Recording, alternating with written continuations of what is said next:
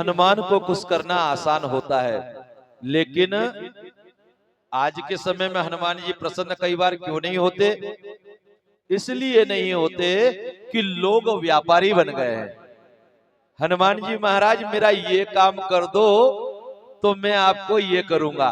कभी डॉक्टर से बोला कि मेरा इलाज करके मेरे को ठीक कर दो तब मैं फीस दूंगा? बताओ तो सही, कभी डॉक्टर से बोला है? नहीं बोला।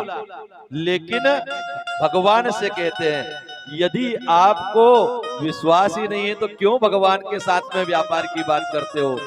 आपको तो यह करना चाहिए कि हनुमान जी महाराज के पास में जब आपको अपना कार्य कराना है तो जा करके यह मान लो कि मैंने हनुमान जी महाराज की पूजा कर दी तो काम हो ही जाएगा। आपको विश्वास नहीं है, आप अपना विश्वास भगवान पे थोपने जा रहे हैं। अरे आप ये क्यों नहीं मानते कि अगर आपने पूजन कर दिया तो भगवान को तो करना ही करना है? एक बात बताओ, भगवान किसी का उदाहरण रखेंगे क्या? लेकिन आप क्या करते हैं, हम क्या करते हैं? भगवान के साथ व्यापार करते हैं। और जब व्यापार करते हैं तो क्या होता है? व्यापार करने में बड़ी कठिनाई आ जाती है। और वो कठिनाई जब भगवान बनिया बन जाता है ना तो बहुत बेकार कार्य करता है। बनिया जो होता है, और भगवान तो ऐसा बनिया है जो बिना बांट के तोल लेता है, बिना बांट के तोल देता है। तो इसलिए कभी व्यापार मत करो। आपको लग रहा है ना कि ये कार्य है, जाओ दिल से बोलो हनुमान जी महाराज से एक रोज पहले जाकर कि हनुमान जी महाराज कल मैं चोला करने के लिए आऊंगा और प्रभु आप यहाँ पर विराजित रहिए। मैं अभी हल्दी कुकू आपको चढ़ा करके जा रहा हूँ, चावल चढ़ा करके जा रहा हूँ। और दूसरे रोज जा करके भाव सहित लोगों ने आजकल तेल लगाते हैं, हनुमान जी के चोले में चमेली का तेल लगाते हैं ना, चमेली का इत्र ले आओ। और हनुमान जी को अगर लगाना है तो मक्खन लगाओ, तेल मत लगाओ। क्योंकि तेल और घी तो कौन ने लगाया था? लंका वालों ने लगाया था। और जिनके लंका वालों ने लगाया तो हनुमान जी महाराज ने क्या करा था? उलटी पलटी लंका सब जारी। तो हनुमान जी को यदि लगाना है तो मक्खन लगाओ, माखन लेकर के आओ और उसमें सिंदूर मिलाओ, थोड़ा सा चमेली का इत्र मिलाओ और फिर हनुमान जी महाराज को मक्खन लगाओ। अगर मक्खन लगाओगे तो बड़े बुजुर्ग कई बार बोलते हैं ना, अगर कोई उनके चरण दबाने बैठ जाए, क्या बात है मक्खन लगा रहा है। और कोई कहे ना कहे, हमारे पिताजी हमेशा कहते, कभी भी ये छोटा बालक जो है इसको मैं कहा करता हूँ कि दादा के चरण दबाओ, तो जाकर के कभी कभी दबाने लगता तो वो भले ही यूं दबाए, लेकिन कहते हैं क्या बात है क्यों मक्खन लगा रहा है। तो हनुमान जी को भी दादा कहते हैं ना, हनुमान दद्दा कहते हैं। तो क्या लगाना चाहिए? अब आज से ये गलती ना हो, प्रयास किया जाए। एक और बात, हनुमान जी को खुश करने के उपाय, भैया ने जो भजन कर दिया ना तो मुझे याद आ गया, याद आया तो उसको अगर रख करके मैं आगे बढ़ जाऊंगा तो ये जो लोग यहाँ पर इतनी रात में अपने गृह कार्य छोड़ छोड़ करके आए हैं, अपनी नींद को विसार करके आए हैं, तो इन लोगों के साथ अन्याय ना हो। तो श्री हनुमान जी महाराज को पहले एक दिन बोले, आप बताइए अगर मान लो कोई आपका संबंधी है, कोई सम्मानित व्यक्ति है, उसको अगर आप भोजन के लिए बोलेंगे तो क्या तुरंत बोलेंगे चला खाना खा ले? अगर आपके घर आ गया तो बात अलग है, लेकिन क्या उसके घर बुला करके लाएंगे तुरंत? नहीं ना। तो आपको यह बात सोचना चाहिए कि श्री हनुमान जी महाराज है, उनके पास अगर उस टाइम का कोई ने दे दे क्या हो टाइम, तो आप पहले से बताएं उन्हें कि दादा कल हम आपका रोट लंगोट करेंगे। आजकल जो हम चना और चिरौंजी लेकर पहुंच जाते हैं वो भोजन नहीं है हनुमान जी का। हनुमान जी का जो भोग लगाया जाता है तो मोटा सा रोट बनाया जाता है, रोट, और उसके अंदर उंगली डोब करके घी रखा जाता है और उसके ऊपर गुड़ भुरभुराया जाता है, वो कहलाता है रोट। क्यों? रोटी नहीं, रोटा। हनुमान जी महाराज आगे जाएंगे तो माता सीता से कहेंगे कि भूख नहीं भूखा। क्या लगती है हनुमान जी को? भूखा तो रोटी नहीं देना है, क्या देना है? रोटा, रोट। तो हनुमान जी का जब रोट लंगोट करें तो जरूर माताएं अच्छे से सेक करके बड़ा सा 2 रोट पहुंचाएं और उसमें घी और गुड़ लगा करके बढ़िया पहुंचाएं। अरे आपके हाथ का भोग लगेगा, अंजनी का लाला है वो। जितनी भी माताएं उसके सामने जाती है ना तो उनको माँ के रूप में देखता है वो। इसीलिए कोई भी नारी हनुमान जी महाराज के पास दीप दान करके और अगर पाठ करती है या कुछ भी प्रार्थना करती है तो उसकी बहुत जल्दी सुन लेते हैं। क्यों? क्योंकि वो मैया का लाला है और मैया के लाला माँ की बात तुरंत सुन लेता है जब वो माँ के ही रूप में देखता है। तो आपको एक बात का ध्यान रखना है कि जब भी चोला के लिए कोई जाए तो उससे कहना भैया मक्खन से चढ़ाना, सिंदूर अच्छा वाला लेके जाना, रोट लंगोट के लिए लंगोट तो बाजार से ले आना, रोट अपने घर से पहुंचाना और नारियल पहुंचाना। फिर देखो आपके काम कैसे नहीं होते। हनुमान को खुश करना आसान होता है।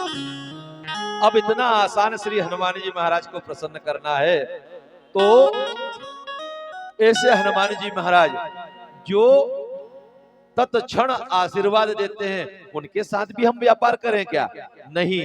काम है, हनुमान जी से कहा, निवेदन किया, जाकर चढ़ाकर आ गए और विश्वास कर लिया कि अगर हमने चढ़ाया है तो हनुमान जी महाराज हमारा कार्य कर ही देंगे और हमारे भविष्य के लिए जो अच्छा है वो तो जरूर ही करेंगे। पहले करें, व्यापारी ना बने। व्यापारियों की स्थिति तो ऐसी होती कि एक बार क्या हुआ कि एक सेठ जी गड्ढे में गिर गए। अब गड्ढे में गिर गए तो पूरे गांव के लोग इकट्ठे हो गए कि इनको निकालें। निकालने के लिए ज्यादा गहरे नहीं थे लेकिन सेठ जी मोटे ताजे थे, निकलते नहीं बन रहा था। तो कोई भी आवाज लगाए, बोले सेठ जी हाथ दो। अब सेठ जी हाथ पीछे छुपा है, कोई भी आवाज लगाए, अरे सेठ जी हाथ तो दो, नहीं। अब सेठ जी तो बनिए, अब बनिए में भी ऐसे बनिए कि जो हाथ देने का कह रहे तो उसको हाथ नहीं दे रहे। एक महात्मा है, उन्होंने कहा क्या हुआ? बोले सेठ जी अंदर गड्ढे में गिर गए हैं। तो बोले क्या हो रहा है?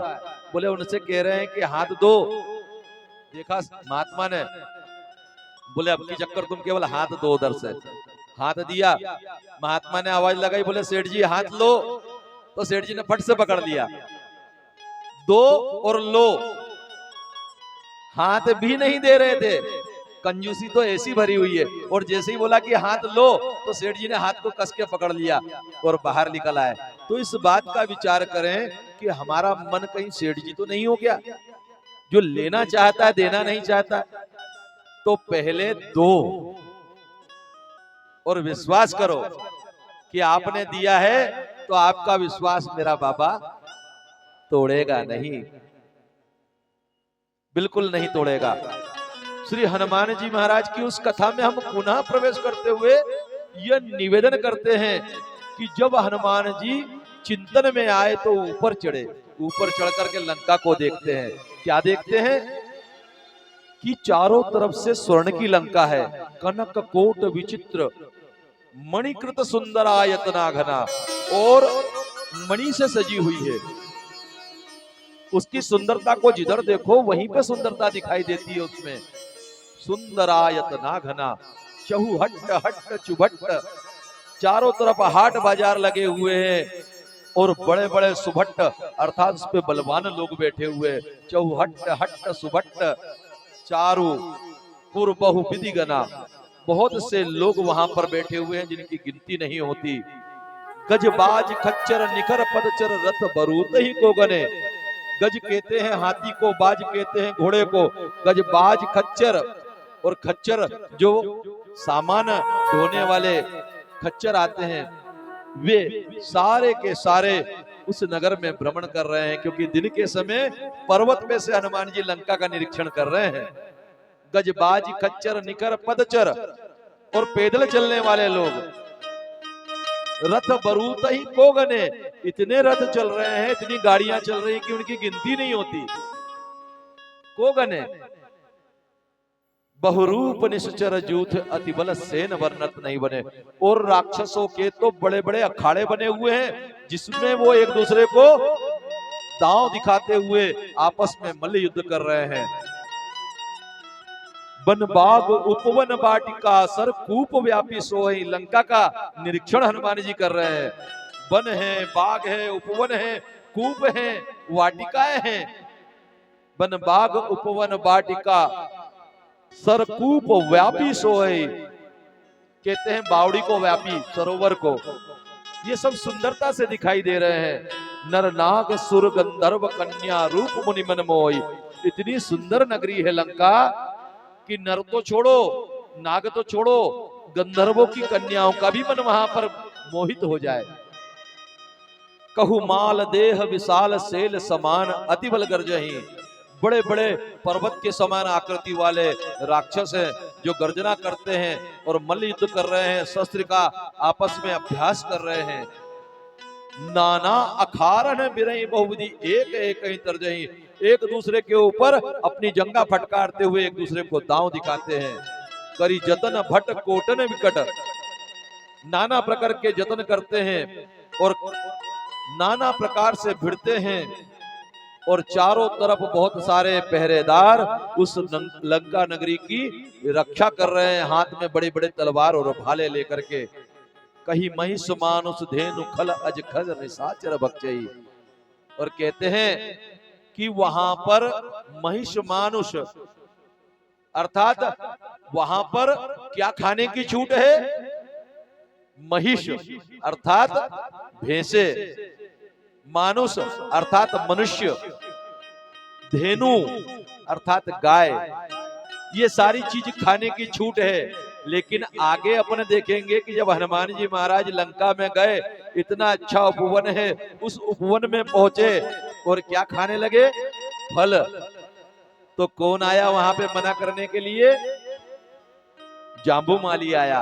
अर्थात लंका नगरी में मांस खाने की, मनुष्य खाने की, गाय खाने की और मदिरा पीने की तो छूट है, लेकिन फल खाने के ऊपर टैक्स लगा हुआ है, फल नहीं खाने दिए जाते।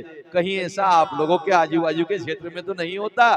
होता है मैया, आपके क्षेत्र में भी गाय कटती है, मनुष्यों को बड़े बड़े घर बना दिए गए हैं, वहां पे खा दिया जाता है और गाय काटी जा रही है। मदिरा के लिए कोई भी रोक टोक नहीं है, लेकिन फल को तो खाने के लिए आपको विशेष, आपके घरों में वृक्ष तो बचे ही नहीं फलों के, बड़े बड़े बगीचे उजड़ चुके हैं और फल के लिए टैक्स लगता है। कहीं महिष मानुज धेनु खल अजर कर निशाचर भक्षई। एहि लाग तुलसीदास इनकी कथा कछुए कहे कही। गोसाई बाबा इनकी कथा को थोड़े से में कहते हैं, क्यों? क्योंकि ये सारे के सारे तो भगवान के बाण से मारेंगे और अपने प्राण भगवान के तीरथ रूपी बाणों से त्याग देंगे। रघुवीर सर तीरथ शरीर ही, ये अपने शरीर को त्यागेंगे। कहां के तीरथ पे? भगवान राम के बाण रूपी तीरथ पे। रघुवीर सर तीरथ शरीर ही त्याग गति पे है सही। और ये अपने शरीरों को त्याग करके भगवान की गति को प्राप्त करेंगे। जब इस प्रकार से हनुमान जी ने देखा, मन में विचार किया कि रात्रि के समय में प्रवेश करूंगा